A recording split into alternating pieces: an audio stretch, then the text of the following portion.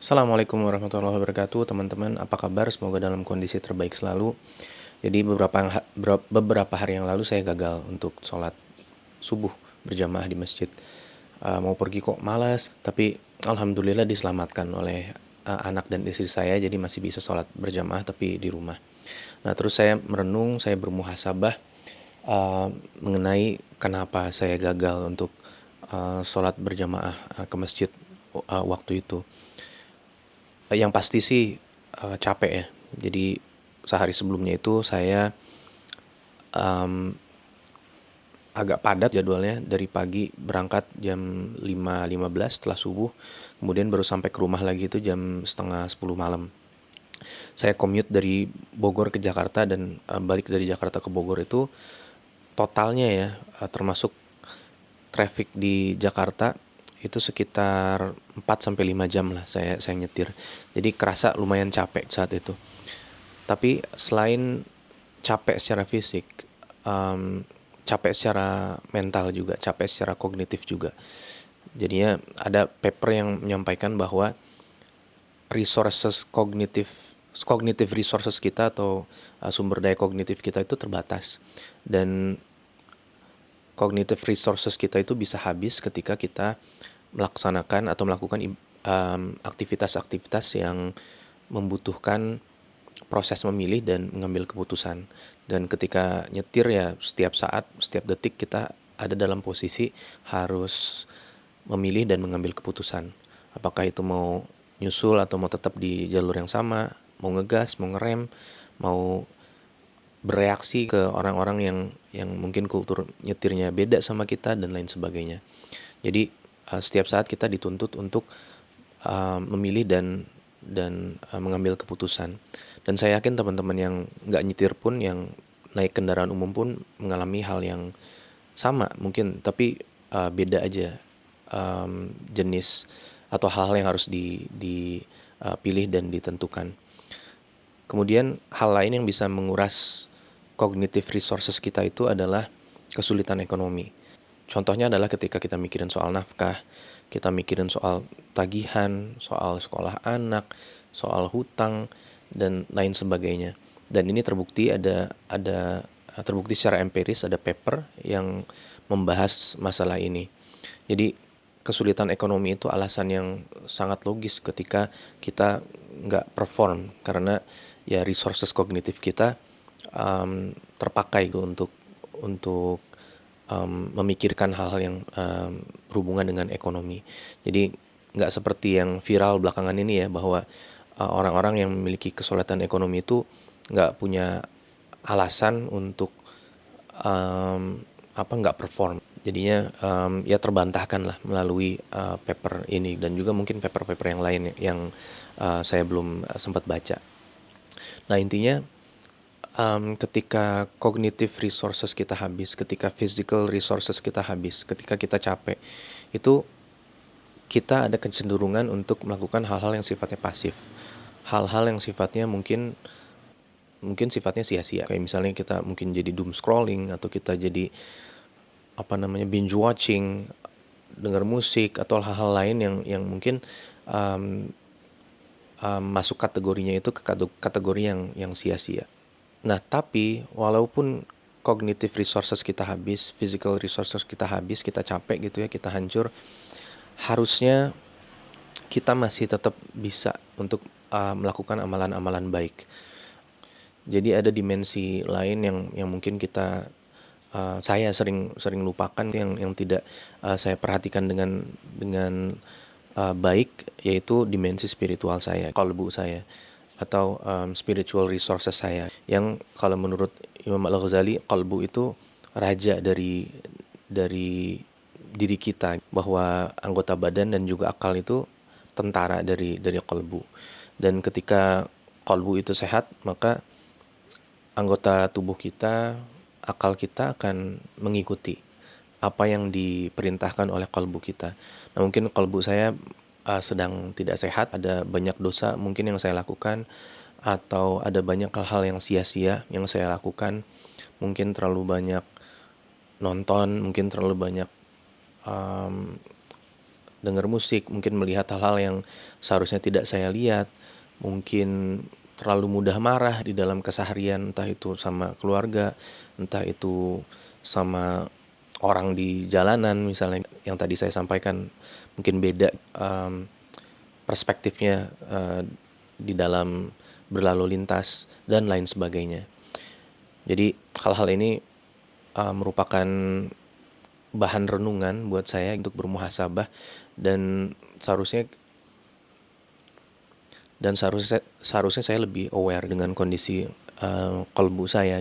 Karena kalau misalnya qalbu saya kuat, dimensi spiritual saya kuat, insya Allah mau kita capek, mau kita secara kognitif juga habis, hancur, harusnya kita masih bisa melakukan amalan-amalan baik yang ingin kita lakukan. Jadi kalau kalbu kita kuat, kalau kalbu saya kuat, insya Allah kalbu itu bisa mengoverride badan dan juga akal.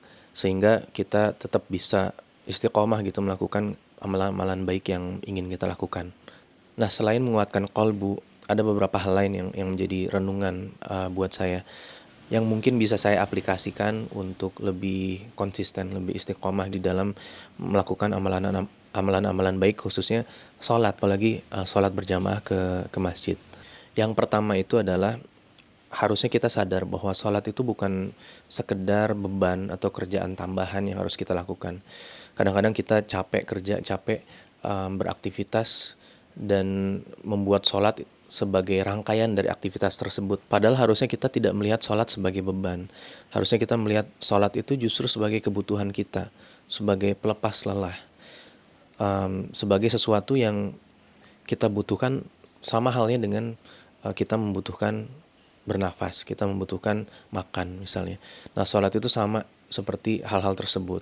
Bahwa kalau misalnya kita tidak melaksanakan sholat dengan baik, dengan optimal, ya itu akan memiliki efek negatif kepada diri kita, khususnya kepada dimensi spiritual kita. Kalau seandainya kita masih merasa bahwa sholat itu beban, sholat itu merupakan kerjaan tambahan buat kita, mungkin kita masih belum bisa mendapatkan nikmat dari sholat. Nah, ini harus kita rubah mindsetnya, kita coba rubah perspektif kita, tidak menjadikan sholat sebagai beban, tapi justru menjadikan sholat itu sebagai kebutuhan, sebagaimana kita bernafas atau makan.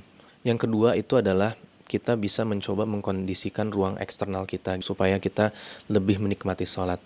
Entah itu kita menggunakan pakaian terbaik kita, menggunakan wewangian. Jadi kalau saya membeli minyak wangi yang mahal, membeli pakaian yang mahal untuk sholat itu nggak apa-apa, insya Allah, karena itu akan membuat saya lebih nyaman menghadap Allah Subhanahu Wa Taala, lebih percaya diri, dan itu menunjukkan keseriusan kita di dalam melaksanakan ibadah sholat ini. Bisa juga kita mencari masjid yang nyaman buat kita, nyari masjid yang imamnya enak bacaannya, yang komunitasnya nyaman, ramah, yang kondisi masjidnya bagus, fasilitasnya bagus. Ini juga bisa membantu kita untuk lebih menikmati ibadah sholat berjamaah di masjid. Kita coba membuat sholat itu sebagai sebuah aktivitas yang spesial, yang ya bukan sesuatu yang biasa-biasa saja atau bahkan menjadi beban buat kita. Yang ketiga itu adalah menghadirkan hati kita di dalam aktivitas sholat. Begitu niat itu masuk ke dalam hati, niat sholat masuk ke dalam hati, segera kita lakukan. Jangan kita nunggu-nunggu, jangan kita masih harus ngerjain A, B, C, D, dan lain sebagainya. Kita harus coba cut off semua yang sedang kita lakukan dan kita prioritaskan sholat. Apalagi untuk laki-laki, ya berjamaah ke masjid, berangkat untuk sholat berjamaah ke masjid. Alhamdulillah saya ada dalam kondisi, ada dalam kerjaan yang memudahkan saya untuk menyegerakan untuk sholat. Jangan ada ruang untuk overthinking, untuk membiarkan akal kita berargumentasi bahwa ini lebih penting, itu lebih penting, dan akhirnya kita tidak melaksanakan sholat secara tepat waktu atau berjamaah.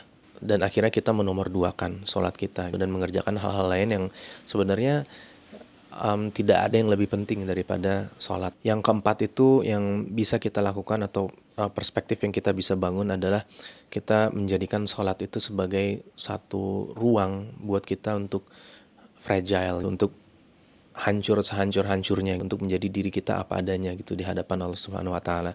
Karena ya di dunia modern ini kita dituntut untuk apalagi kalau yang ada di korporat, yang ada di um, pekerjaan yang konvensional, kita dituntut untuk perform, dituntut untuk hebat. Nah, ketika sholat ya kita jadi diri kita apa adanya, diri kita yang hancur, diri kita yang lemah, dan diri kita yang berserah kepada Allah Subhanahu wa taala tanpa kita harus khawatir dijudge oleh orang lain, karena ya Allah Subhanahu wa taala tahu apa yang zahir dan batin, apa yang ada di apa yang kita tunjukkan dan apa yang kita pendam dalam hati. Jadi ya kita bisa apa adanya kepada Allah Subhanahu wa taala. Kemudian yang kelima itu adalah kita bisa menjadikan sholat itu sebagai benteng atau sebagai bentuk pembangkangan kita terhadap carut-marutnya dunia, di mana mungkin di kerjaan kita ada konflik atau ada kesulitan-kesulitan, kemudian kita lihat berita macam-macam isinya carut-marut di berbagai level, baik di level nasional, level internasional. Nah, kita bisa gunakan sholat ini sebagai benteng kita, itu sebagai alat kita melawan segala kecarut-marutan itu, dan bahwa ketentraman, kenyamanan, kedamaian itu milik kita, bukan milik siapa-siapa. Dan tidak ada yang bisa mengambilnya dari diri kita. Walaupun kondisinya sulit, walaupun carut-marut, walaupun ada banyak konflik, tapi kita sendiri bisa merasakan tenang. Kita sendiri bisa merasakan nyaman, damai. Kedamaian dan ketentraman itu milik kita. Dan tidak ada yang bisa mengambilnya.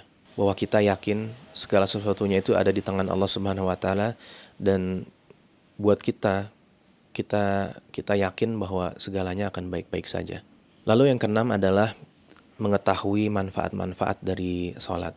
Nah, manfaat-manfaat dari sisi akidah ini banyak disampaikan oleh para asatidz, ya, baik itu dari pahalanya, baik itu dari kebaikan-kebaikan ajar yang kita dapatkan dari sholat. Nah, tapi di dalam sains sendiri pun ada banyak sekali paper yang menyebutkan mengenai keuntungan dari praktek-praktek spiritual pada umumnya dan salat secara khusus. Jadi praktek-praktek spiritual itu bisa membantu mengurangi stres, bisa membantu orang-orang yang mengalami PTSD, Post Traumatic Stress Disorder, dan banyak keuntungan-keuntungan lainnya. Bahkan praktek-praktek spiritual juga bisa membantu meningkatkan well-being, bisa membantu meningkatkan kualitas fisiologis dan juga psikologis kita. Dan yang terakhir, nomor 7, adalah kesadaran bahwa apapun amalan baik yang kita lakukan itu merupakan hadiah dari Allah Subhanahu wa taala, adalah taufik dari Allah Subhanahu wa taala, dan bukan merupakan kehebatan kita sendiri. Jadinya ya kita harus meminta kepada Allah Subhanahu wa taala untuk dimudahkan untuk berbuat, untuk melaksanakan amalan-amalan baik. Termasuk dalam hal ini saya harus meminta kepada Allah Subhanahu wa taala untuk dimudahkan bisa sholat subuh berjamaah di masjid. Tapi ya nggak bisa dipungkiri bahwa strategi apapun yang kita lakukan, strategi apapun yang kita sudah buat, itu ya tetap aja kadang-kadang kita kepleset, dan ada masa-masanya ketika ya amalan-amalan baik itu sulit sekali untuk kita lakukan. Dan ketika ini terjadi, ya ada satu studi dari Stanford University yang mengenalkan satu framework yang namanya Tiny Habits Framework, yang juga selaras sebenarnya dengan apa yang kita tahu, apa yang diajarkan oleh para ulama kita, bahwa ya kalau misalnya ingin istiqomah, ingin konsisten, ya kita harus melaksanakan hal-hal yang kecil tapi kita lakukan secara rutin, secara istiqomah. Dan kalau menurut Tiny Works Framework itu, kebiasaan-kebiasaan baik itu tidak bisa dilakukan dengan menggunakan keterpaksaan, tapi harus ada unsur kenikmatan di situ. Jadi harus ada unsur kita merasakan manfaat dan merasakan nikmatnya dari dari aktivitas-aktivitas atau dari perbuatan-perbuatan, amalan-amalan baik yang kita lakukan. Ya, jadi kita bisa melakukan riyadhah, melakukan perjuangan untuk memperbaiki kondisi kita secara bertahap, dan ini yang lebih baik untuk kita di dalam jangka panjang. Setiap hal baik yang kita lakukan sekecil apapun itu, setiap langkah yang kita langkahkan untuk berbuat amalan baik, harus kita ya kita harus senang dengan itu gitu. Kita harus bahagia dengan itu, dan itu merupakan kunci untuk membangun habit-habit yang baik. Yang pasti dunia ini akan selalu menjadi tempat cobaan ya buat kita semua. Dunia ini menjadi tempat manusia mengalami kabad, kesulitan. Kita harus struggle setiap saat. Fakultas-fakultas kita, fakultas mental, spiritual, dan juga fisik kita akan selalu diuji oleh Allah Subhanahu wa Ta'ala. Dan ketika kita hancur, ketika kita mengalami kesulitan,